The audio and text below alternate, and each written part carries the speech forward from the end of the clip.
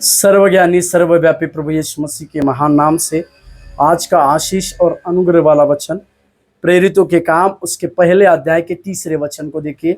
प्रेरितों के काम 1 अध्याय और 3 वचन, जहां लिखा है, उसने दुख उठाने के बाद बहुत से पक्के प्रमाणों से अपने आप को उन्हें जीवित दिखाया और 40 दिन तक उन्हें दिखाई देता रहा और परमेश्वर के राज्य की बातें करता रहा।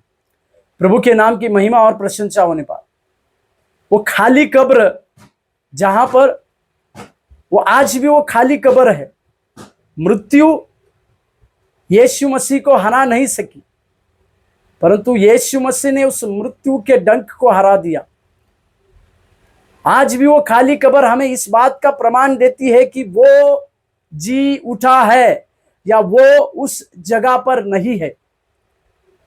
और जी प्रभु यीशु मसीह के जी उठने की बातों को, कई प्रकार की जी उठने के दिनों को जब हम मनाते हैं, तो उसमें से प्रभु यीशु मसीह का इस वचन को अगर हम ध्यान से देखें तो यीशु मसीह सचमुच में किस प्रकार से जी उठे हैं और उनका जी उठने के बाद के काम किस प्रकार से था, यहां पर लिखा हुआ है। उसने यानी प्रभु यीशु मसीह ने दुख उठाने के बाद बहुत से पक्के प्रमाणों से अपने आप को जीवित दिखाया।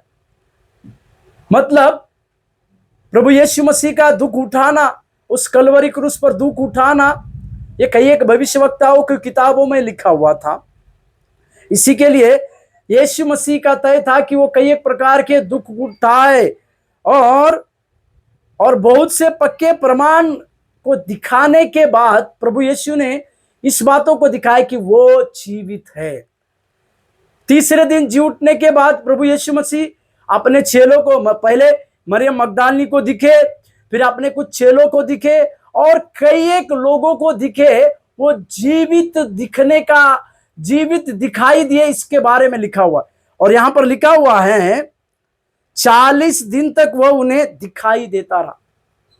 यीशु मसीह जी उठने के बाद 40 दिन तक उन लोगों को दिखाई देते रहे। इसका मतलब यह होता है कि वो आज भी जीवित परमेश्वर है। और आगे लिखा हुआ है, परमेश्वर के राज्य की बातें करता रहा।